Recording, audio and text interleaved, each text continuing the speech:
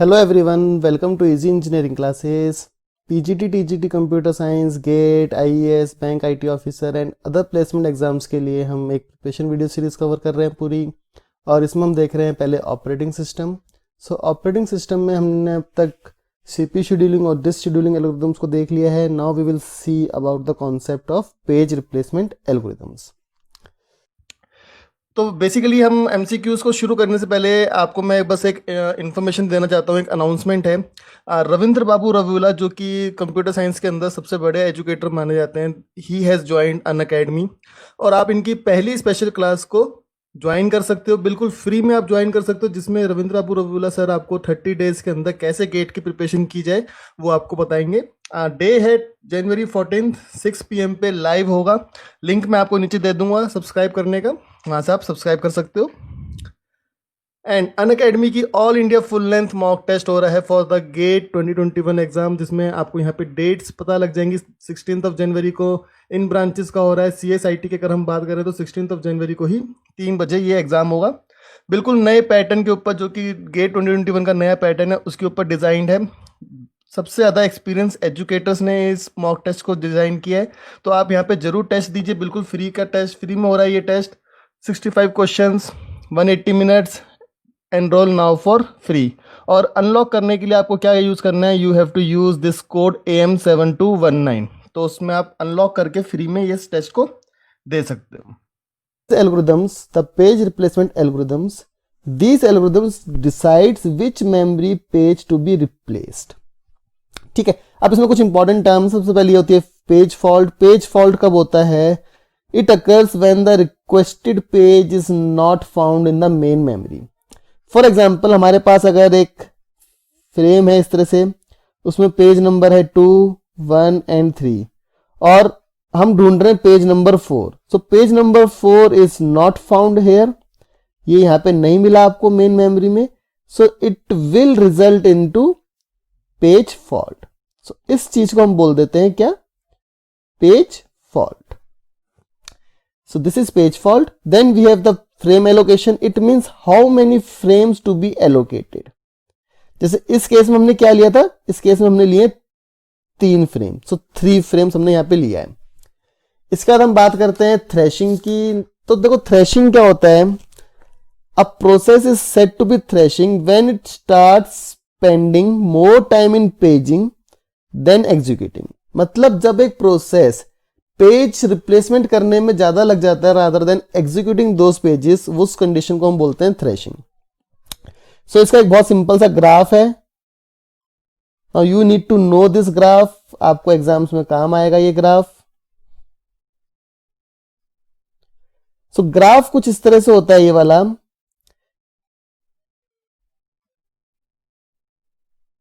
This is threshing, कि एक point है जब आपका प्रोसेस थ्रेशिंग स्टेट में चला गया।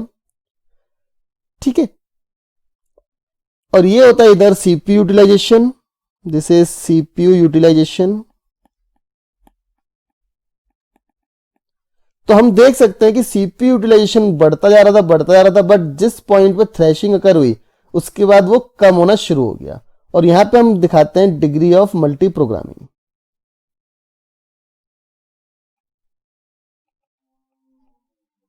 सो degree of multi programming. So अगर कभी देखो ऑब्जेक्टिव के अंदर सीधा ये ग्राफ आपको दे दिया गया है कि ये ग्राफ बताओ किस कंडीशन को रिप्रेजेंट करता है, तो आप कह सकते हो that it represents thrashing condition. ठीक है, so these are the main points. This is the basic of page replacement algorithms. अब देखते हैं डिफरेंट एल्गोरिथम्स। सबसे पहले हम देखेंगे first in first out, FIFO. सबसे सिंपल होता है, जो पहले पेज आया वो पहले बाहर निकल जाएगा। सो ये है simple first in first out. Now the for the replacement oldest page is selected. ये इंपॉर्टेंट है, सबसे पुराना पेज सिलेक्ट किया जाता है। सो देखो यहां पे हमारे पास एक ये रेफरेंस स्ट्रिंग दी हुई है। ठीक है, so the reference string is given to us. यहां पे हमने इन सबको लिख लिया है, और उसके नीचे मैंने 3 फ्रेम्स यहां पे बना लिए हैं। So these are the 3 frames. So अब देखो सबसे पहले हमें देखना है कि क्या होगा। 7 आया, 7 को मैं इसके अंदर एंटर कर दूंगा और मैं डिनोट करता जा रहा हूं कि पेज फॉल्ट हुआ है या नहीं हुआ, इस तरह से। भाई 7 आया, पहले 7 नहीं था तो पेज फॉल्ट हुआ, ठीक है। देन 0 आया, सो 7 के नीचे हमने रख दिया 0 को, 0 भी पहले नहीं मिला था तो पेज फॉल्ट अकर हुआ। फिर 1 आया, 1 को हमने रख दिया इस तरह से, 1 भी नहीं मिला था पहले तो यानी पेज फॉल्ट अकर हुआ। अब देखो क्या होगा, फिर 2 आया, अब मुझे कोई पेज रिप्लेस करना है। सबसे ओल्डेस्ट पेज कौन सा है इस केस में, 7, सो आई विल रिप्लेस 7, तो ये हो जाएगा 201। पेज फॉल्ट हुआ था क्योंकि 2 नहीं मिला था मेमोरी में। उसके बाद आया 0, 0 तो मेमोरी में है तो कोई पेज फॉल्ट नहीं हुआ। देन 3, अब 3 आया तो मुझे एक तो पहले या तो पेज फॉल्ट हो गया, 3 नहीं मिला, यहाँ पे 201 है। अब मुझे रिप्लेस करना है, किससे रिप्लेस करूंगा, 0 से, क्योंकि 0 इन तीनों में सबसे ओल्डेस्ट है। तो ये हो गया 2 3 1। फिर आया 0, 0 है क्या, नहीं, तो पेज फॉल्ट हो गया। अब मुझे रिप्लेस करना है, किससे करूंगा, 1 से, सो 2 3 0। फिर आया 4, 4 है नहीं तो पेज फॉल्ट हो गया, किससे रिप्लेस करेंगे, 2 से, तो ये हो जाएगा 4 3 0। देन 2 आया, नहीं है तो पेज फॉल्ट हुआ, किससे रिप्लेस करेंगे, 3 से, सो ये हो जाएगा 4 2 0। देन आया 3, 3 नहीं है तो पेज फॉल्ट हो गया। तो इस तरह से आपको पूरा बनाना है, रिप्लेस करेंगे इसको हम 0 से, ठीक है। सो ये हो गया। इसके बाद आया हमारे पास 0, 0 नहीं है तो पेज फॉल्ट हो गया, सो ये रिप्लेस हो जाएगा इस तरह से 0 2 3। अब आया हमारे पास 3, 3 है तो कोई पेज फॉल्ट नहीं हुआ, 2, 2 है तो कोई पेज फॉल्ट नहीं हुआ, 1, 1 है तो पेज फॉल्ट हुआ। एंड किससे रिप्लेस करेंगे, 0 2 3 में देखो सबसे पुराना कौन सा है, 2, तो ये रिप्लेस हो गया, तो ये हो गया 0 1 3। देन आया 2, 2 नहीं है तो पेज फॉल्ट हुआ, किससे रिप्लेस करेंगे, 3 से, तो ये हो जाएगा 0 1 2। देन 0 है, कोई पेज फॉल्ट नहीं हुआ, 1 है, कोई पेज फॉल्ट नहीं हुआ, 7 नहीं है तो पेज फॉल्ट हुआ, किससे रिप्लेस करेंगे, 0 से, तो ये हो जाएगा 7 1 2। देन 0 पेज फॉल्ट हुआ, किससे रिप्लेस करेंगे, 1 से, तो ये हो जाएगा 7 0 2। 1 नहीं है तो पेज फॉल्ट हुआ, किससे रिप्लेस करेंगे, 2 से, तो ये हो जाएगा 7 0 1। सो फाइनली हमारे पास ये बन गई पूरी। कितने पेज फॉल्ट हुए, 1 2 3 4 5 6 7 8 9 10 11 12 13 14 15। So the total page fault occur in this case is 15. So इसी तरह के क्वेश्चन होते हैं, आपको रेफरेंस स्ट्रिंग गिवन होती है और आपको उसमें number of page faults calculate करने होते हैं। तो ये था फर्स्ट इन फर्स्ट आउट। इसके बाद देखते हैं second algorithm. This is important algorithm, this is optimal page replacement algorithm. इसमें आपको एक चीज आप नोट कर सकते हो, that it offers the lowest page fault, it offers the lowest page fault, सबसे कम पेज फॉल्ट होता है इसका, but it end also it never suffers from Belady's anomaly. अगले इसी वीडियो लेक्चर में हम देखेंगे कि ये बिलेडिस एनोमली होती क्या है, बट आपको इस चीज का ध्यान रखना है अभी इस वक्त कि जो ऑप्टिमल पेज रिप्लेसमेंट एल्गोरिदम होता है वो कभी इस एनोमली से सफर नहीं करता और इसका पेज फॉल्ट सबसे कम होता है। रिप्लेस करेंगे किसको, it replaces the page that will not be used for longest duration of time. So it means it is looking in future, future को देख रहा है, so it is looking in future and it is difficult to implement. Implementation मुश्किल है क्योंकि हमें future इसमें देखना पड़ता है, ठीक है। तो अब चलो इसमें हम देखना शुरू करते हैं। ये रेफरेंस स्ट्रिंग मैंने लिख ली है। सबसे पहली बात तो 3 पेज फॉल्ट तो हो ही जाएंगे पहले 3 स्ट्रिंग्स के, तो लिख लेते हैं 7, this is 7 0, this is 7 0 and 1। Now we will start from here. अब देखो 2 आया, पेज फॉल्ट तो हो गया। अब मुझे 2 को डालना है और 7 0 1 में से किसी को रिप्लेस करना है। अब देखो 7 0 1 में से कौन सा ऐसा है जो सबसे बाद में यूज होने वाला है, 0 तो यूज होने वाला है बहुत जल्दी, 1 भी यूज होने वाला है, 7 सबसे बाद में, तो 7 को रिप्लेस कर दो, तो ये हो जाएगा 2 201, 0 आया है, 3 आया नहीं है, तो पेज फॉल्ट हो गया 3 पे।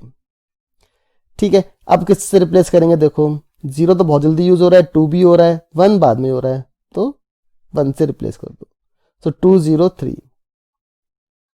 ठीक है, 0 आया, 0 है, 4 आया नहीं है, तो पेज फॉल्ट हो गया। किससे रिप्लेस करेंगे? 2 यूज हो रहा है, 3 यूज हो रहा है, 0 बाद में यूज हो रहा है, सो 243। अब 2 आया, 2 है, 3 आया, 3 है, 4 आया, 4 नहीं है, तो पेज फॉल्ट, सॉरी 0 आया, 0 नहीं है, तो पेज फॉल्ट हो गया इधर। किससे रिप्लेस करेंगे? 3 बहुत जल्दी यूज हो रहा है, 2 यूज हो रहा है, 4 यूज नहीं हो रहा, तो 4 से रिप्लेस कर देंगे, तो ये हो जाएगा 203। सो 203, देन 3 आया, 3 है, 2 आया, 2 है, 1 आया, 1 नहीं है, तो पेज फॉल्ट यहाँ पे हो गया। किससे रिप्लेस करेंगे? 2 और 0 यूज हो रहे हैं, 3 यूज नहीं हो रहा, सो 3 से रिप्लेस कर देंगे, तो हो जाएगा 201। 2 है, 0 है, 1 है, तीनों है, 7 नहीं है, तो यहाँ पे पेज फॉल्ट हो गया। किससे रिप्लेस करेंगे? 2 से, तो ये हो जाएगा 701। 0 है, 1 है। सो अब इसमें पेज फॉल्ट काउंट कर लो, 1 2 3 4 5 6 7 8 9। सो टोटल पेज फॉल्ट जो इस केस में हो रहे हैं वो कितने हो रहे हैं? 9। सो अगर आप प्रीवियस वाले से कंपेयर करोगे जहां पे 15 थे, तो यहां पे सिर्फ कितने हो रहे हैं? 9। ठीक है, so this is optimal page replacement algorithm. अब हम देखते हैं what is this Belady's anomaly. So important है ये वाला टॉपिक भी, इंटरव्यूज के अंदर भी पूछा जाता है कि ये होता है क्या exactly. So this is important, actually very important. ठीक है, सो दिस इज इंपॉर्टेंट। अब देखते हैं कि आखिरकार है क्या। सो देखो जनरली हम क्या सोचते हैं कि अगर हम नंबर ऑफ फ्रेम्स बढ़ा देंगे तो हमारे पेज फॉल्ट कम होंगे। So this is the tendency to think like if we increase the number of frames page fault may decrease, but in some page replacement algorithms the page fault may increase if the number of allocated frames are increased. Now that is Belady's anomaly, और generally ये first in first out जो होती है उसके अंदर ये बहुत ज्यादा देखी जाती है। So now we will see one example, देखते हैं जहां पे कि हमें पता लगेगा कि कैसे हो रहा है। तो देखो 0 0 1 0 1 5, ये 3 तो पेज फॉल्ट हो ही गए। ठीक है, उसके बाद हम देखते हैं अब इसमें कैसे करना है। 3 3 नहीं है तो पेज फॉल्ट हो गया, तो ये हो गया 3 1 5। 0 0 नहीं है तो पेज फॉल्ट हो गया, कितना हो जाएगा ये? 3 0 5।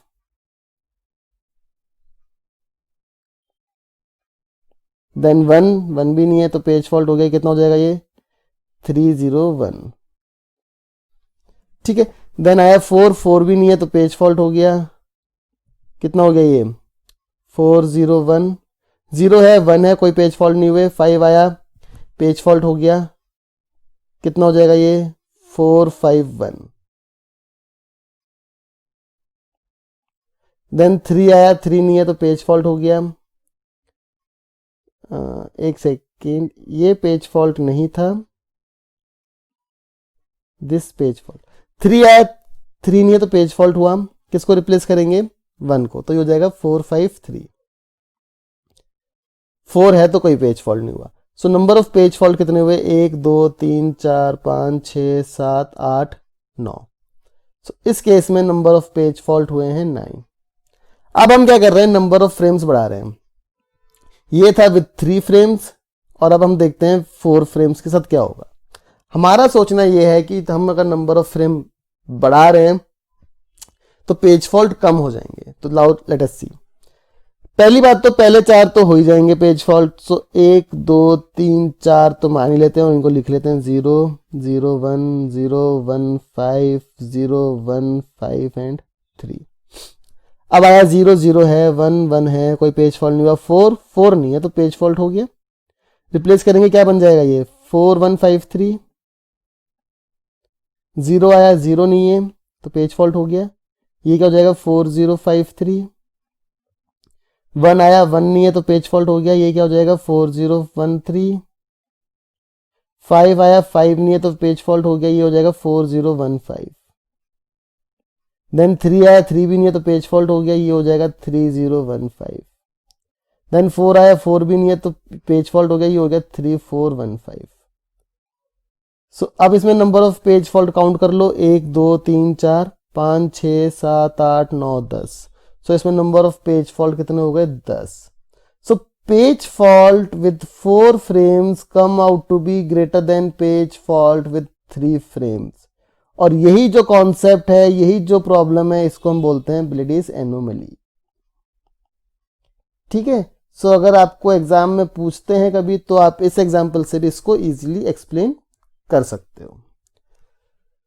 Now we will see the last page replacement algorithm which is LRU, और इसको हम जनरली बोलते हैं लीस्ट रिसेंटली यूज्ड। ये देखो ऑप्टिमल से कैसे डिफरेंट है, it looks in the past, पीछे की तरफ देखता है ये। So the page that has not been used for the longest period of time that will be replaced. So पहले 3 को तो हम पेज फॉल्ट मान ही लेते हैं और लिख लेते हैं इनको। सो 7 70 एंड 701। इसके बाद आया 2। अब देखो कौन सा रिप्लेस होगा?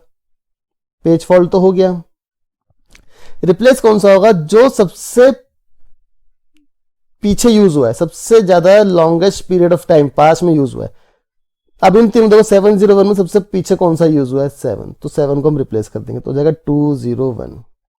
0 है, कोई पेज फॉल्ट नहीं हुआ, 3 नहीं है तो पेज फॉल्ट हो गया। अब किसको रिप्लेस करेंगे? देखो 201 में से 0 बहुत रिसेंटली यूज हुआ है, 2 भी यूज हुआ है, 1 नहीं हुआ तो 1 को रिप्लेस कर देंगे तो हो जाएगा 203। 0 है, कोई पेज फॉल्ट नहीं हुआ, 4 नहीं है तो पेज फॉल्ट हो गया। किसको रिप्लेस करेंगे? 203 में से 0 और 3 तो बहुत जल्दी यूज हुए, 2 नहीं हुआ, सो 403। देन 2 आया, पेज फॉल्ट हो गया, किसको रिप्लेस करेंगे? 4 बहुत रिसेंटली यूज हुआ है, 2 भी, 3 नहीं हुआ तो यानी 402। देन आया 3, 3 नहीं है, सो किसको रिप्लेस करेंगे? 2 और 4 तो रिसेंटली यूज है, 0 को करेंगे यानी 432। सो 432। देन 0 आया, पेज फॉल्ट हो गया, किसको रिप्लेस करेंगे? 32 तो है, 4 को, सो 032। अब 3 है, कोई पेज फॉल्ट नहीं हुआ, 2 है, कोई पेज फॉल्ट नहीं हुआ, 1 पे पेज फॉल्ट हो गया, किसको रिप्लेस करेंगे? देखो 2 और 3 रिसेंटली यूज है, 1 नहीं हुआ तो 132। 2 है पहले से ही, 0 नहीं है तो पेज फॉल्ट हो गया, किसको रिप्लेस करेंगे? 2 और 1 रिसेंटली यूज हुए हैं, 3 को, सो 102। 1 है पहले से ही, कोई दिक्कत नहीं, 7 पे पेज फॉल्ट हो गया, किसको रिप्लेस करेंगे? 01 पहले रिसेंटली यूज हुए हैं, 2 को, तो 107। उसके बाद 0 1 दोनों हैं, तो टोटल पेज फॉल्ट गिन लो, इसमें कितने हुए हैं? 4 5 6 7 8 9 10 11 12। तो total page fault in this case will come out to be 12। ठीक है। सो इस तरह से आप इन क्वेश्चंस को सॉल्व कर सकते हो जो कि पेज रिप्लेसमेंट एल्गोरिथम के ऊपर बेस्ड है। सो एक बार देख लेते हैं शुरू से। सो पेज रिप्लेसमेंट एल्गोरिथम के बारे में हमने देखा कि क्या होता है, 3 इंपॉर्टेंट टर्म्स देखी, थ्रेशिंग देखी, उसका एक ग्राफ देखा है, आपको ये नोट कर लेना चाहिए सब कुछ। फर्स्ट इन फर्स्ट आउट में जो पहले आएगा वो पहले रिप्लेस होगा, यानी कि ओल्डेस्ट पेज सिलेक्ट होता है रिप्लेसमेंट के लिए। इसके बाद हम बात करते हैं ऑप्टिमल की, तो ये सबसे इंपॉर्टेंट पार्ट है, लोएस्ट पेज फॉल्ट होता है इसका, कभी भी ब्लेडिस एनोमली से सफर नहीं करता, और वो पेज जो फ्यूचर में सबसे बाद में यूज होना है उसको हम सबसे पहले रिप्लेस कर देते हैं। इसके बाद हमने देखा ब्लेडिस एनोमली क्या होती है, जो कहता है कि नंबर ऑफ फ्रेम्स बढ़ने से ऐसा जरूरी नहीं है कि आपका पेज फॉल्ट कम हो जाएगा, कभी कभी वो बढ़ भी जाता है। तो एक एग्जांपल से मैंने यहाँ पे आपको इसको शो कर दिया। देन लीस्ट रिसेंटली यूज या LRU, जो कि पास्ट में देखता है कि पीछे जो सबसे ज्यादा रिसेंटली यूज हुए हैं उनको ना करके जो सबसे ज्यादा लीस्ट रिसेंटली यूज है उसको रिप्लेस करता है वो। So this is all for this particular video lecture. Thank you for watching the video. Please subscribe to our YouTube channel for more such tutorials. Thank you. CP scheduling algorithm होता है क्या सबसे पहले? So it is the selection of one of the processes from ready state to execution state. और इस चीज को हम बोलते हैं शेड्यूलिंग।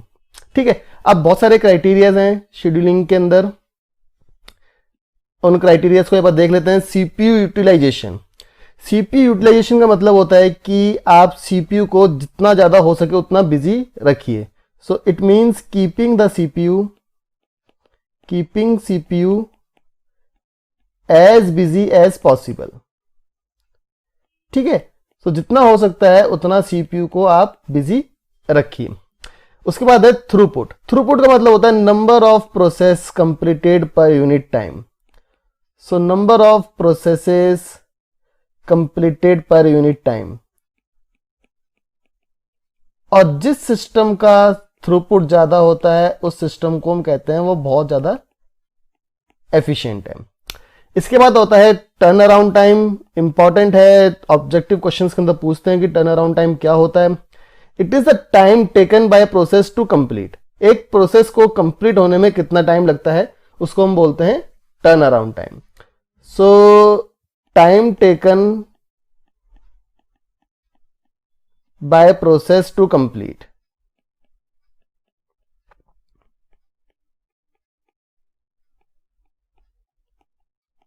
ठीक है. सो अब देखो इसका मतलब क्या है कि सपोज आपका, अगर हम इस तरह से कुछ एक लाइन बनाते हैं, एट टाइम t1 आपका प्रोसेस एंटर हुआ और वो जाके खत्म हुआ एट टाइम t2. अब बीच में कुछ भी हुआ हो उससे कोई फर्क नहीं पड़ता. तो जो टर्न अराउंड टाइम होगा वो कितना होगा, t2 माइनस t1, कि कब खत्म हुआ और कब वो सबमिट हुआ था. तो वो होता है टर्न अराउंड टाइम. इसके बाद आता है waiting time. It is a time spend by a process in the ready queue. So time spend by process in ready queue. Then the finally is response time. So it is a time taken by a process to start responding. So time taken by process to start responding. ठीक है. So it is a time taken by a process to start responding. सो ये कुछ scheduling के criterias हैं. CPU utilization, throughput, turn around time, waiting time and response time. So now we will move towards the scheduling algorithms. और जो सबसे पहला scheduling algorithm हम देखेंगे वो है फर्स्ट कम फर्स्ट सर्व, या जिसको हम बोलते हैं FCFS. इसका मतलब होता है the process that request the CPU first is allocated the CPU first. जिस प्रोसेस ने सीपीयू को सबसे पहले रिक्वेस्ट किया उसको सबसे पहले मिल भी जाएगा. अब इसमें एक इंपॉर्टेंट पॉइंट है that it is managed with FIFO queue. तो आप इसको नोट कर सकते हैं फॉर योर ऑब्जेक्टिव क्वेश्चंस कि जो फर्स्ट कम फर्स्ट सर्व है उसको हम कैसे मैनेज करते हैं, फीफो क्यू से हम मैनेज करते हैं. अब इसके ऊपर एक क्वेश्चन है, हमने यहां पे लिया हुआ है कि मेरे पास कुछ प्रोसेसेस हैं P1, P2, P3 और उसका अराइवल टाइम है और बर्स्ट टाइम है. अब देखते हैं इसको करते कैसे. अब देखो सीपीयू शेड्यूलिंग के जो एल्गोरिदम्स हैं उसको सॉल्व करने के लिए हमें गैंट चार्ट की मदद चाहिए होती है. तो अब इस क्वेश्चन को हम सॉल्व करते हैं. देखो, so this is what is called as the Gantt chart. अब देखो टाइम 0 था जब हमारे पास, तो हमारे पास कितने प्रोसेस हैं, सिर्फ P1. तो P1 को हमने एलोकेट कर दिया. अब फर्स्ट कम फर्स्ट सर्व है तो इसका मतलब है कि जितना उसका बर्स्ट टाइम है उतने तक वो पूरा चलेगा. सो P1 का बर्स्ट टाइम कितना है, 24. सो 24 तक ये चला. अब जब 24 था तो P2 भी अराइव कर गया एट टाइम 1 और P3 भी अराइव कर गया एट टाइम 3, सॉरी टाइम 2. तो देखो रेडी क्यू के अंदर, अगर मैं कहता हूं रेडी क्यू इस तरह से है, तो रेडी क्यू के अंदर P2 है जो अराइव किया था 1 पे. उसके बाद कौन सा है, P3 है जो अराइव किया था 2 पे. तो पहले कौन सा है इन दोनों में से, P2. तो P2 को प्रोसेस पहले मिल जाएगा. अब कहां तक चलेगा ये, इसका बस टाइम कितना है 3. सो 24 प्लस 3 27. ऐसे ही इसके बाद किसको मिलेगा, P3 को, और वो कितना चलेगा अगेन 3, यानी 27 plus 3 30. So this is the Gantt chart जिसकी वजह से हमें पता लग रहा है कि P1 कब खत्म हुआ, P2 कब खत्म हुआ और P3 कब खत्म हुआ. अब हम देखते हैं इनका वेटिंग टाइम और टर्न अराउंड टाइम कैसे निकलेगा. So waiting time of P1, waiting time का मतलब होता है कितना टाइम उसने रेडी क्यू के अंदर स्पेंड किया। अब देखो P1 कब अराइव हुआ था 0 पे, उसको मिला कब 0 पे, तो इसका मतलब क्या हुआ 0 माइनस 0 0। तो P1 का वेटिंग टाइम तो है 0। ऐसे ही देखते हैं waiting time of P2। P2 कब अराइव हुआ था 1 पे, कब उसको प्रोसेस मिला CPU मिला 24 पे, यानी 24 माइनस 1 डेट इज 23। सो जो P2 का वेटिंग टाइम है वो कितना हुआ 23। ऐसी waiting time of P3 arrive हुआ था 2 पे, उसको कब मिला 27 पे, that is 27 minus 2 that is 25। तो अगर मैं इनका एवरेज वेटिंग टाइम निकालता हूं, क्वेश्चन होते हैं कि एवरेज वेटिंग टाइम क्या है, तो एवरेज वेटिंग टाइम कितना आएगा इन सबका sum plus divided by 3। So 0 plus 23 plus 25 divided by 3, ये कितना हो गया 48 बाय 3 डेट इज। तो इस तरह से इसका आंसर हो जाएगा 16। ठीक है, so now let us move towards the second scheduling algorithm, जो है shortest job first scheduling algorithm. इसमें क्या होता है, CPU is assigned to the process which has the smallest CPU burst. Smallest CPU burst का मतलब होता है जिसका सबसे कम रनिंग टाइम है, जिसको सबसे कम टाइम चाहिए रन करने के लिए, सबसे पहले सीपीयू उसको मिलेगा। बट इसमें अगेन अब आप इंपॉर्टेंट नोट कर सकते हैं, अगर दो प्रोसेसेस का सेम सीपीयू बर्स्ट है तो कौन सा एल्गो फॉलो होगा, फर्स्ट कम फर्स्ट सर्व, जो पहले आया। ठीक है, सो अभी जो क्वेश्चन मैं ले रहा हूं, प्रोसेसेस हैं, बर्स्ट टाइम है, इसमें हमें एवरेज वेटिंग टाइम निकालेंगे। इसमें मैं ये मान के चल रहा हूं that all the process arrives at same time.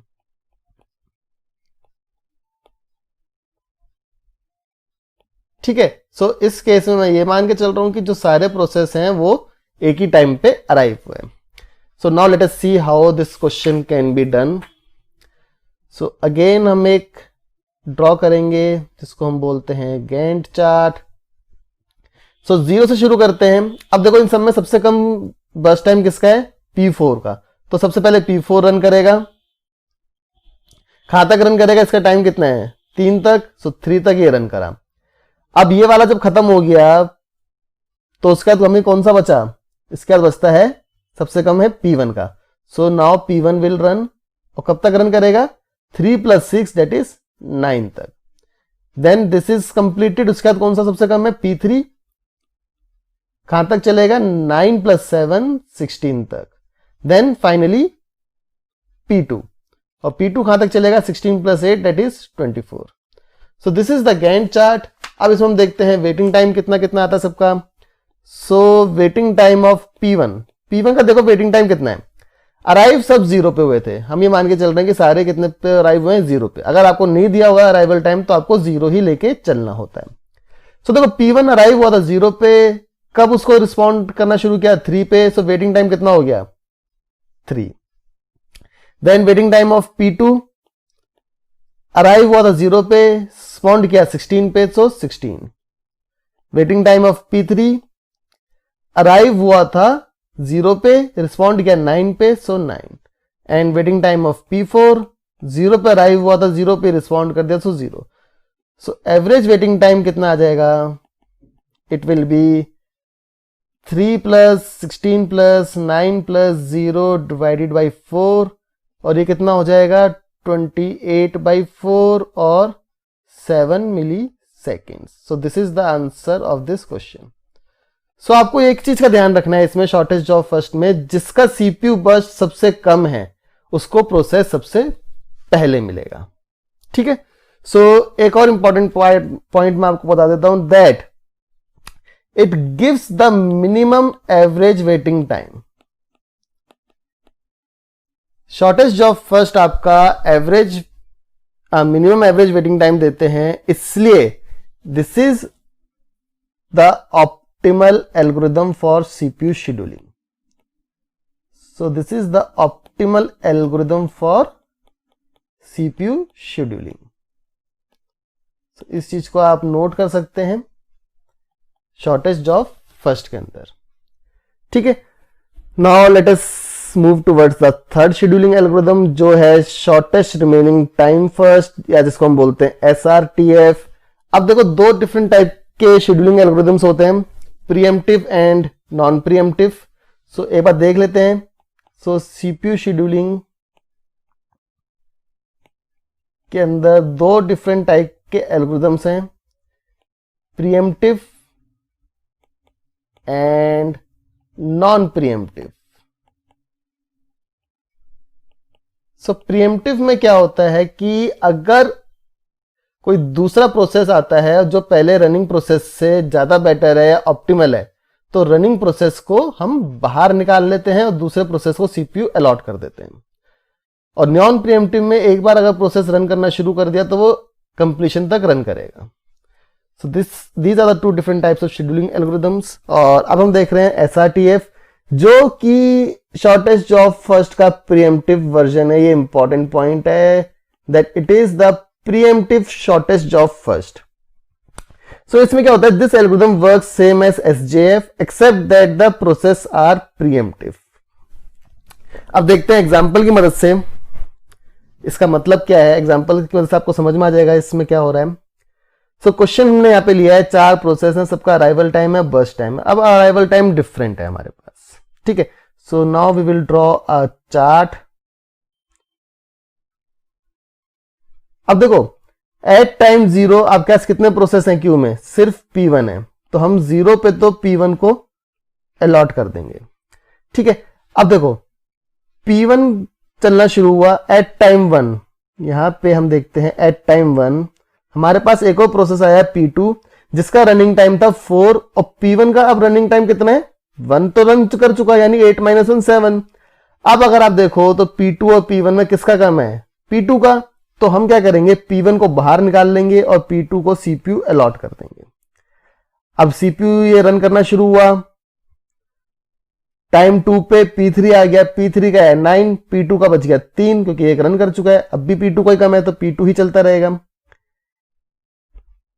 At time 3 P4 भी आ गया, P4 का है 5 और P2 का रह गया 2। तो अब देखो जब 3 तक आपके पास सारे प्रोसेस आ गए, P1, P2, P3 and P4, और सबसे कम किसका है इस वक्त, P2 का ही रन है, तो P2 कंप्लीट करेगा। कहां तक चलेगा ये, अब 5 तक। सो अब आप क्या कर सकते हो, आप इन सबको मर्ज भी कर सकते हो कि 1 पे आया और कहां तक चला, 5 तक।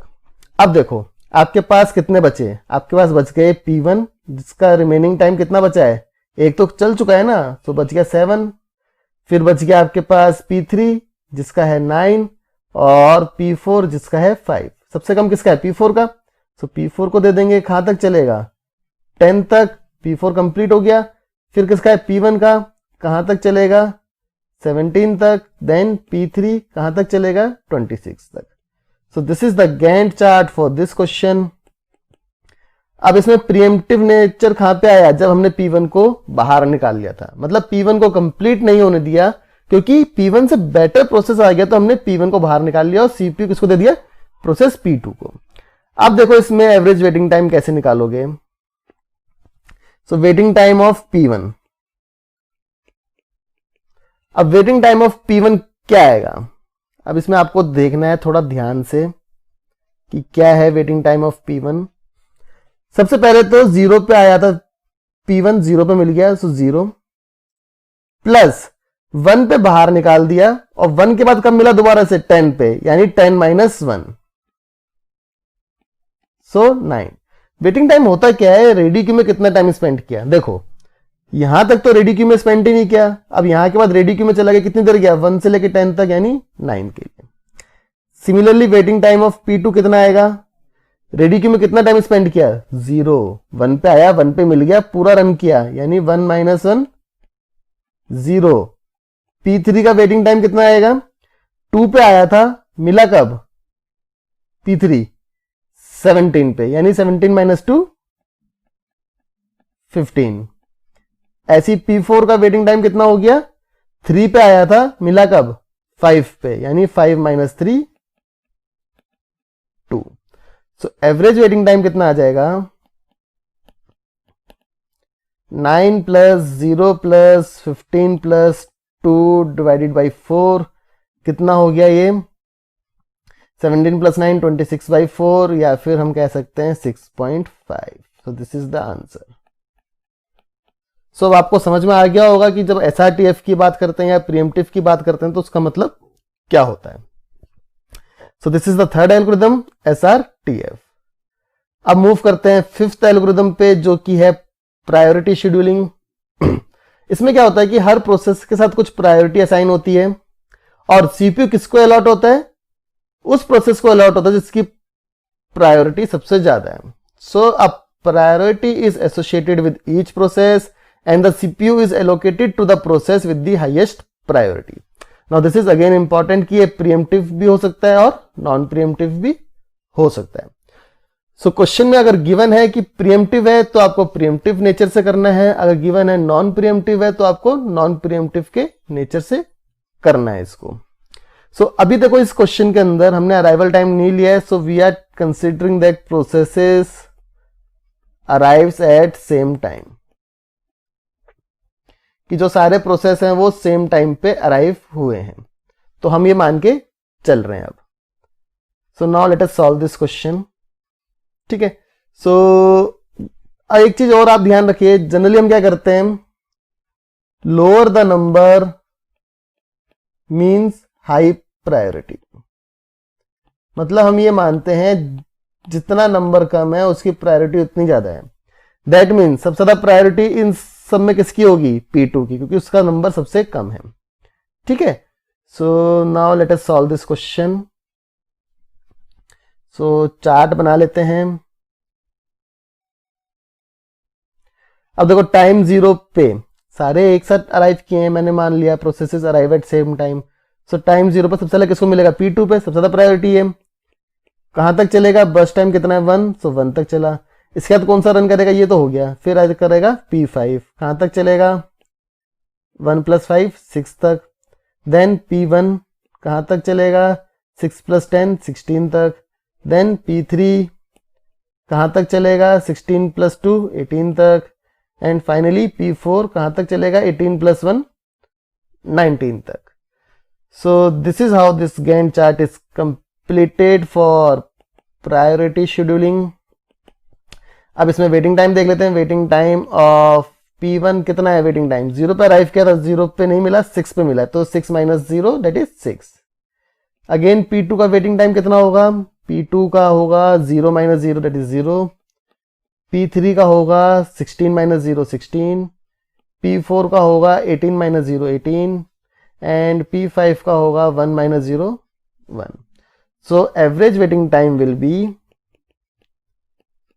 एवरेज वेटिंग टाइम कितना हो जाएगा इसका 6 + 0 + 16 + 18 + 1 डिवाइडेड बाई 5, तो ये कितना आ जाएगा आपके पास around 19 + 22 that is 41.5 that is 8.2। So this is the answer of this question. So ये बार आप दोबारा से देख लीजिए प्रायोरिटी शेड्यूलिंग क्या होती है। हर प्रोसेस को एक प्रायोरिटी असाइन होती है, जिसकी प्रायोरिटी ज्यादा वो प्रोसेस पहले रन करता है। जनरली हम क्या कहते हैं, जिसका नंबर कम है उसकी प्रायोरिटी ज्यादा है। सो ये क्वेश्चन मैंने लिया, ये नॉन प्रीएम्प्टिव है। अब प्रीएम्प्टिव का मतलब क्या होता है, अराइवल टाइम के ऊपर डिपेंड करता है। सपोज एक प्रोसेस रन कर रहा है, एक दूसरा प्रोसेस है जिसकी प्रायोरिटी ज्यादा है, तो पहले वाले को प्रीएम्प्ट कर देगा और दूसरा वाला रन करना शुरू कर देगा। सो that is pre-emptive priority scheduling. Now we come to the last scheduling algorithm of this video lecture, that is round robin scheduling algorithm. Important point है that it is used for time sharing system। जब time sharing systems की हम बात करते हैं तो round robin का हम यूज करते हैं। इसमें होता क्या है, एक time quantum या फिर time slice का यूज होता है और हर प्रोसेस उस स्पेसिफाइड टाइम क्वांटम के लिए रन करता है। ठीक है, so the ready queue is treated like a circular queue. ये इंपॉर्टेंट है कि जो रेडी क्यू है वो सर्कुलर क्यू की तरह काम करती है। ठीक है, ये बहुत इंपॉर्टेंट पॉइंट है इसका। So now let us come to the question straight away. Processes हैं, बर्स्ट टाइम गिवन है।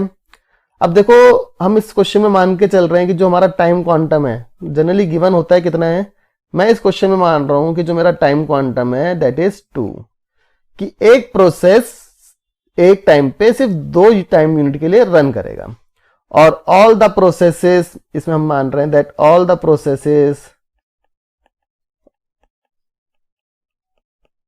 अराइव्स एट 0, कि सारे प्रोसेस एट टाइम 0 पे अराइव हुए हैं। ठीक है, चलो अब इसमें हम बनाते हैं गैंट चार्ट। सो 0 पे अराइव हुआ, सबसे पहले P1 अराइव हुआ है। सो सबसे पहले क्या होगा, P1 रन करेगा, कितनी देर के लिए रन करेगा, सिर्फ 2 के लिए, क्योंकि जो मेरा टाइम क्वांटम है वो कितना है, 2। अब P1 बाहर आ गया, फिर कौन सा रन करेगा, P2, कितनी देर के लिए करेगा, 2 के लिए। देन P3 कितनी देर के लिए करेगा, 2 के लिए। सो 2 + 2 दैट इज 4 एंड P3 4 + 2 6। अब देखो P1 का रिमेनिंग टाइम लिखते जाना हर एक सीक्वेंस के बाद। P1 में कितना बचेगा रिमेनिंग टाइम, 22। P2 का रिमेनिंग टाइम कितना रह गया, 3 था, 2 चल चुका है, 1। P3 का रिमेनिंग टाइम कितना है, 3 था, 2 चल चुका है, 1।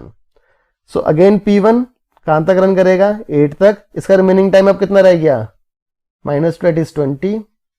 फिर रन करेगा P2, कितनी देर तक चलेगा, देखो 2 टाइम क्वांटम है बट इसमें रिमेनिंग है 1, तो सिर्फ 1 के लिए रन करेगा, यानी 9 तक, और ये फिर कंप्लीट हो जाएगा।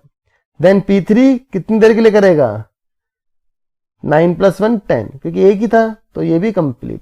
इसके बाद सारा आपका क्या चलेगा, P1। सो P1 में कितने बचे थे, 20। सो 20 है + 10 30 तक ये रन करेगा। अब निकाल लेते हैं waiting time. So waiting time of P1, देखो पहले P1 ने वेट किया 0 के लिए, देन P1 ने वेट किया 6 - 2 4, देन P1 ने वेट किया 10 - 8 दैट इज 2। सो P1 का टोटल वेटिंग टाइम कितना आ गया, 6 मिलीसेकेंड्स।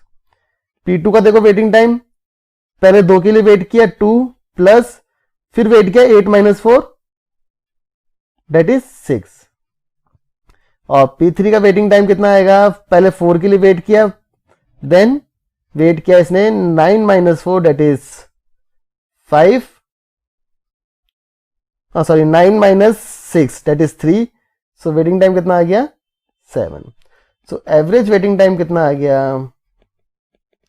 6 + 6 + 7/3 that is 19/3, or we can say 6.33. So this is the answer.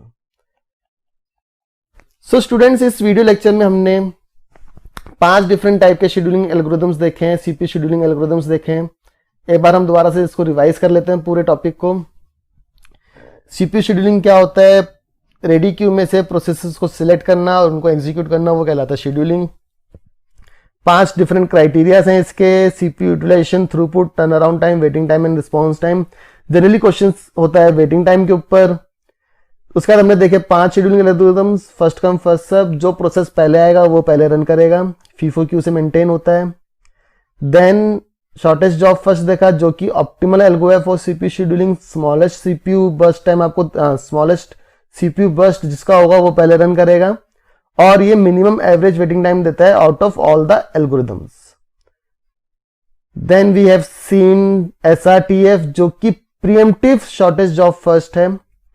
Shortest job first की तरह काम करता है बट प्रीएम्प्टिव नेचर होता है। क्वेश्चन से इसका एग्जांपल मैंने सॉल्व किया, आपको समझ में आ गया होगा।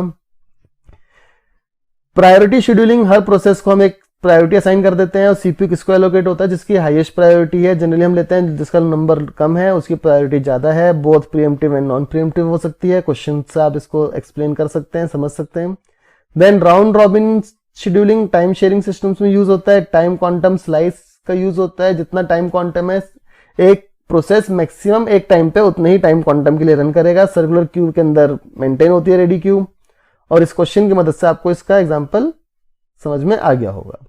सो this is all for this particular video lectures में हमने देखा सीपीयू शेड्यूलिंग के different algorithms.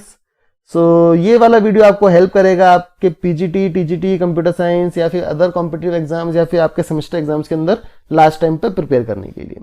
So this is all for this particular video lecture. Thank you for watching the video. Please subscribe to my YouTube channel for more such tutorials. Thank you. सबसे पहले देखते हैं seek time क्या होता है। So it is the time for the disk arm to move the head to the cylinder containing the desired sector. मतलब कि disk arm आपकी जहां पे भी है वहां से डिजायर्ड सेक्टर तक आने के लिए जो टाइम लगता है उसको हम कहते हैं सीक टाइम। इसके बाद होता है रोटेशनल लेटेंसी। इसका मतलब होता है additional time for the disk to locate और rotate the desired sector to the disk head. कि देखो सेक्टर तक तो आ गए, बट वहां से जहां पे आपका एग्जैक्टली फाइल है जिसको रीड करना है वहां तक आने के लिए जितना टाइम लगता है वो रोटेशनल लेटेंसी होती है। इसके बाद है disk bandwidth. It is a total byte transferred divided by total time between first service and completion of last transfer.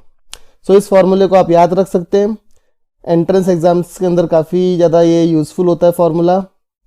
So it is the symbol of divide. And finally we have the disk access time. It is a rotational latency plus seek time plus transfer time. So ये पूरा formula है, इसको आप याद रखिए। So ये 4 important parameters हैं, important terms हैं in disk scheduling algorithms. So now we will see the different algorithm. सबसे पहले हम बात करते हैं फर्स्ट कम फर्स्ट सर्व, जिसको हम बोलते हैं FCFS। सो इसका मतलब होता है सिक्वेंशियल एक्सेस होती है रिक्वेस्ट की, जो सबसे पहले आएगा वो सबसे पहले सर्व हो जाएगा। सिंपल सी बात है, फर्स्ट कम फर्स्ट सर्व। अब इसमें एक चीज का ध्यान रखना, it is not the fastest service. सबसे ज्यादा फास्ट सर्विस नहीं होती है ये, बट सबसे ज्यादा ईजी है। तो एक बार आप देखते हैं कि क्वेश्चंस को कैसे करना है, क्योंकि देखो ऑब्जेक्टिव एग्जाम्स के अंदर ये क्वेश्चंस बहुत इंपॉर्टेंट हैं, बहुत बार पूछे जाते हैं, आपको सॉल्व करने आने चाहिए। तो हमें क्या दिया हुआ है, हमें दिया हुआ है कि हेड स्टार्ट करता है एट लोकेशन 53 और यहाँ पे हमें कुछ ये रिक्वेस्ट दे रखी है। ये बेसिकली क्या है, इनपुट आउटपुट रिक्वेस्ट है कुछ सिलेंडर के ब्लॉक्स की। अब हमें बताना है कि टोटल हेड मूवमेंट कितनी होगी, बेसिकली हमें ये कैलकुलेट करना होता है। तो देखो करना कैसे है, आप लो 0 से लेके मैक्सिमम कहां तक हमारे पास 183 तक जा रहा है, तो मैं ले लेता हूं 199, मतलब मैं मान लेता हूं मेरे पास 200 ब्लॉक्स हैं और यहां पे मेरे पास हेड स्टार्ट हो रहा है 53 से। तो लेट अस से सपोज 53 यहां पे कहीं पे है। अब देखो होगा क्या, जो पहले आया पहले वो सर्व होगा, यानी 53 से कहां पे जाएगा ये 98 के पास। सो हम कह देते हैं ये 98 है, 98 से जाएगा 183 तक। सपोज दिस इज 183, 183 से जाएगा 37 तक। सो इस तरह से यहां पे आ जाएगा 37। इसका जाएगा 122, लेट अस से सपोज हियर मैं यहां पे लिख देता हूं 122, देन 14, सो 14, उसके बाद जाएगा 124, सो 124, then 65, so somewhere here will be 65 and then 67, so let us say like this। तो इस तरह से देखो इसकी जो पूरी मूवमेंट होगी हेड की वो इस तरह से होगी। अब हमें क्या करना होता है, टोटल हेड मूवमेंट हमें कैलकुलेट करनी है। अब देखो टोटल हेड मूवमेंट कैसे कैलकुलेट करेंगे, 53 से 98 तक आने के लिए उसने कितना हेड मूवमेंट लिया वो आपको यहां पे लिखना है, सिंपल सा। सो 53 से 98 के बीच में कितना लेगा ये 45, so head movement here is 45। Then 98 से 183 तक जितना लेगा, 183 से 37 तक, 37 से 122 तक, और इस तरह से आपको सारी हेड मूवमेंट्स लिखनी है। तो जो आपका फाइनल आंसर आएगा, टोटल हेड मूवमेंट जो आएगी, that should come out to be, so total head movement वो आनी चाहिए 604।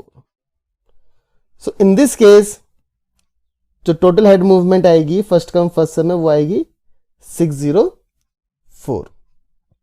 ठीक है, सो इस तरह से आप इस क्वेश्चन को सॉल्व कर सकते हैं। आप यहाँ पे हर एक के लिए लिख सकते हैं, मैंने यहाँ पे आपको लिख के नहीं दिखाया, बट जैसे यहाँ पे कितनी होगी हेड मूवमेंट 2 होगी, आप सबके लिए लिख सकते हैं टोटल हेड मूवमेंट क्या है, और फाइनल आपका आंसर 604 आएगा। तो ये था पहला एल्गोरिथम जिसको हम कहते हैं फर्स्ट कम फर्स्ट सर्व। इसके बाद अब देखते हैं सेकंड एल्गोरिथम जो है SSTF, या जिसको हम सिंपल टर्म्स में बोलते हैं shortest seek time first algorithm. So this is an important algorithm. इसमें होता क्या basically, the minimum seek time जिसका टाइम सबसे कम है फ्रॉम द करंट हेड वो पहले सिलेक्ट होता है। ठीक है, and it is a form of shortest job first, जो कि हमने सीपीयू शेड्यूलिंग में देखा था। बस इसमें एक चीज का इंपॉर्टेंट पार्ट है that it can lead to the problem of starvation. तो अगर आपको एसएसटीएफ याद रखना है तो आप याद रखिए, it can lead to the problem of starvation. So now let us see कि ये वाले क्वेश्चंस को कैसे सॉल्व करना है, शॉर्टेस्ट सीक टाइम वाला का कैसे सॉल्व करेंगे हम।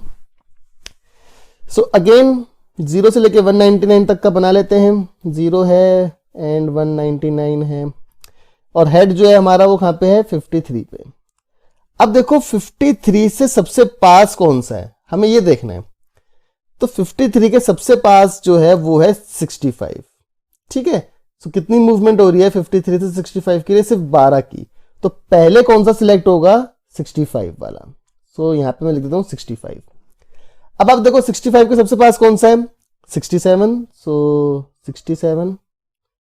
देन 67 के सबसे पास कौन सा है, अगर हम देखें 67 से 98 तक जाने में कितनी हेड मूवमेंट लग रही है, 31। बट 67 से 37 तक आने के लिए कितनी हेड मूवमेंट लगेंगी, 30। तो हम किसको सिलेक्ट करेंगे, 37 वाले को। सो ये इस तरह से यहां पे आ जाएगा, कहां पे आ जाएगा, 37 पे। देन 37 के सबसे पास कौन सा है, 14। उसके बाद 14 के सबसे पास कौन सा है, अब देखो 14 से लेफ्ट हैंड साइड पे कोई सा भी नहीं है। अब राइट हैंड साइड पे हम देखेंगे सबसे पहले कौन सा नंबर आ रहा है, 122। So it will 98। So it will go to 98। Then 98 से 122, एंड 122 से आएगा 124, एंड फाइनली 183। तो इस तरह से पूरा क्वेश्चन सॉल्व होगा एसएसटीएफ का। ठीक है, सो अगर आप इसमें निकालोगे टोटल हेड मूवमेंट, इस क्वेश्चन में अगर निकालोगे टोटल हेड मूवमेंट,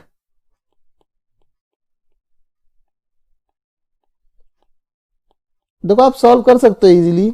यहां पे आपके पास लिख सकते हो आप, दिस इज 12, यहाँ पे 2 है, यहाँ पे 30 है। इस तरह से आप सबके लिख के बस आपको सीधा उनको ऐड करना है। So the total head movement that comes out to be in this question that will be 236।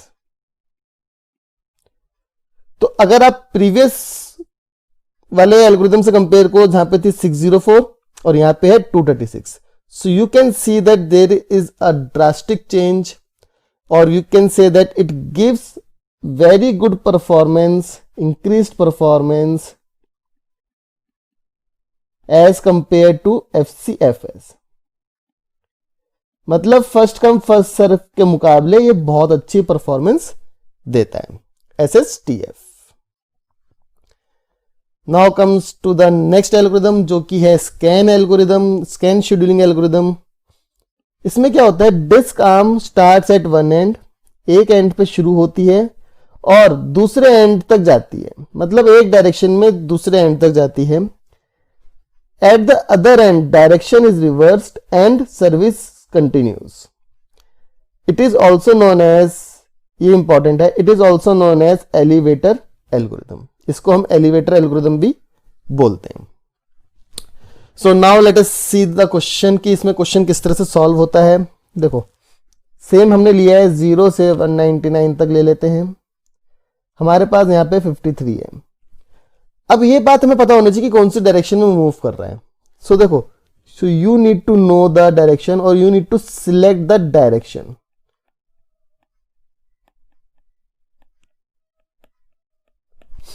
देखो अगर हमें क्वेश्चन में इस तरह से होता है कि प्रीवियस रिक्वेस्ट उसने की थी 45, उसके बाद उसने करी 53, तो करंट है 53, तो हेड की मूवमेंट किस तरफ हो रही है, टुवर्ड्स राइट साइड। अगर क्वेश्चन में होता है कि पहले की थी 65, उसके बाद उसने की 53 और करंट हेड हमारा 53 पे, तो अब मूवमेंट किस तरफ हो रही है, लेफ्ट साइड पे। बट अगर क्वेश्चन में नहीं दिया है तो आप किसी भी तरफ ले सकते हो। मैं लेफ्ट हैंड साइड पे लेके इस क्वेश्चन को सॉल्व करके आपको दिखाता हूं। अब देखो होगा क्या, 53 पे था, उसके बाद वो लेफ्ट हैंड साइड पे जाना शुरू करेगा। 53 के लेफ्ट पे कौन सा सबसे पहले पड़ रहा है, 37, सो 37 वाले को वो सर्व करेगा। उसके बाद कौन सा है 14, सो 14 वाले को सर्व करेगा। इसके बाद वो 0 तक भी आएगा, ये ध्यान रखना है आपको, that it will come to 0 also. So this is important कि वो बिल्कुल एंड तक आता है, ठीक है। देन आफ्टर 0 क्या करेगा, वो डायरेक्शन रिवर्स करेगा और सर्विस करना कंटिन्यू करेगा। ये सब तो सर्विस हो चुकी थी, यानी 53 का, तब किसको सर्विस करेगा, वो आएगा 65 के पास। तो 65 देन 67, इसके बाद 98, देन 122, 124 एंड फाइनली 183। तो इस तरह से वो यहाँ पे खत्म हो जाएगा। तो इसमें अगर आप टोटल हेड मूवमेंट निकालोगे तो आप सिंपली यहाँ पे कैलकुलेट कर सकते हो हेड मूवमेंट, सबको आपको ऐड करना है। So this is scan scheduling algorithm. So you can easily calculate the head movement. Question में कुछ मुश्किल नहीं है इसमें, बस जो इंपॉर्टेंट पार्ट था वो मैंने आपको बताया कि वो 0 तक आता है। ठीक है,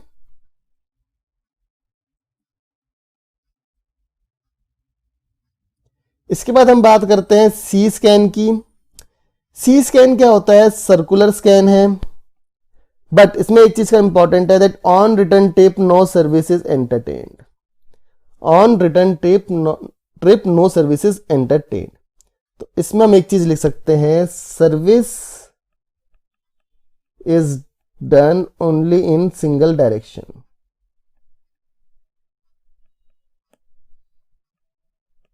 सिंगल डायरेक्शन के अंदर ही सर्विस होती है। सो मैं आपको बता देता हूं इसमें कैसे होगा। सो 0 से लेके 199 तक कर लेते हैं, 53 पे था। सपोज इस वक्त हम राइट हैंड साइड पे मूव करते हैं यहां से। सो 53 से जाएगा 65, 65 से जाएगा 67, 67 से जाएगा 98, 98 से जाएगा 122, 122 से जाएगा 124, देन 183 एंड देन 199 पे भी आएगा, एंड तक जा रहा है। अब रिटर्न ट्रिप पे ये कोई भी सर्विस नहीं करेगा। कहां तक आएगा, ये पूरा 0 तक। So it will come up to 0 and then reverses the direction and start serving. यानी अब किसको करेगा, 14 को एंड 37 को। सो इस केस में ये जो पार्ट है, ये वाला पार्ट, कि वो रिटर्न ट्रिप पे कोई भी सर्विस नहीं करता, this is the return trip.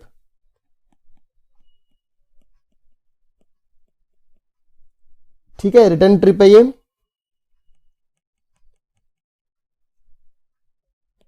और इस वक्त तो कोई भी सर्विस नहीं करेगा, कोई भी सर्विस को एंटरटेन नहीं करेगा। So this is C scan. अब देखो यहां पे शेड्यूलिंग जो सर्विसिंग हो रही है वो इसी डायरेक्शन में हो रही है, सेम डायरेक्शन के अंदर। So that is C scan scheduling algorithm. Then we will see the concept of look and C look. अब देखो लुक और सी लुक जो है वो बिल्कुल स्कैन और सी स्कैन की तरह ही होते हैं। तो लुक जो है वो किसकी तरह होता है, that is like scan algorithm. इसमें एक्सेप्शन क्या होती है कि arm of the disk stops when the last request is done in the direction. अब अगर आप इसको देखोगे स्कैन को, तो ये वाला जो पार्ट है 14 से 0 तक, ये क्या है, ये ओवरहेड है, ये अननेसेसरी का ओवरहेड हो रहा है यहां पे। तो हम क्या करते हैं, सी स्कैन के अंदर लुक के अंदर इस ओवरहेड को कम करने की कोशिश करते हैं। So in this you can write less overhead as compare to scan.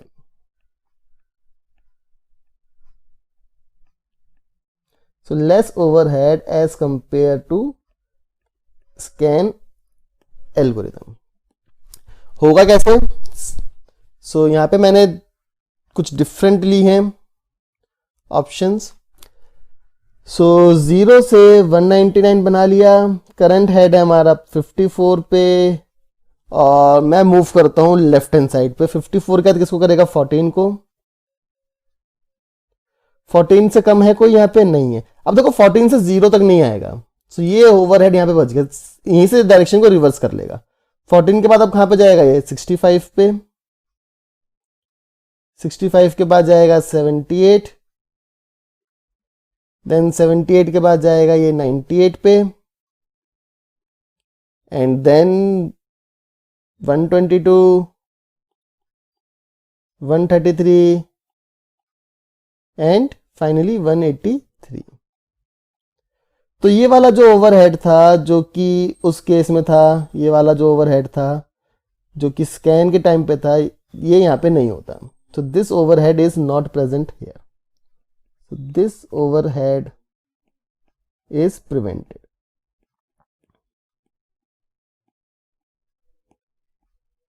So total जो हेड मूवमेंट आएगी इस केस में आप कैलकुलेट भी कर सकते हैं और आपको करना ही चाहिए. So टोटल हेड मूवमेंट आएगी इस केस में 209. ठीक है. So that is look scheduling algorithm. Now we will see CLOOK. Now CLOOK is same to CSCAN. Again the difference वही है कि वो बिल्कुल एंड तक नहीं जाता, जहां पे लास्ट रिक्वेस्ट होती है वहीं पे वो रुक जाता है. So बना के देखते हैं इसका. So 0 199 54 पे है. Now let us move towards the right side. इस केस में राइट साइड में मूव करके देख लेते हैं. So 54 से गया 65, then 78, 98, 122, 133, 137 एंड 183. अब यहाँ से वो 199 पे नहीं आएगा, सिंपली डायरेक्शन रिवर्स कर लेगा और अब कहाँ पे आ जाएगा, ये सीधा आ जाएगा ये 14 पे. ठीक है. सो अब देखो इस केस में भी ओवरहेड क्या बचा, यहां से बिल्कुल एंड तक नहीं आया, सीधा 14 तक आ गया. इसके बाद अगर कुछ होता तो डायरेक्शन को रिवर्स कर लेता. So in this case the total head movement is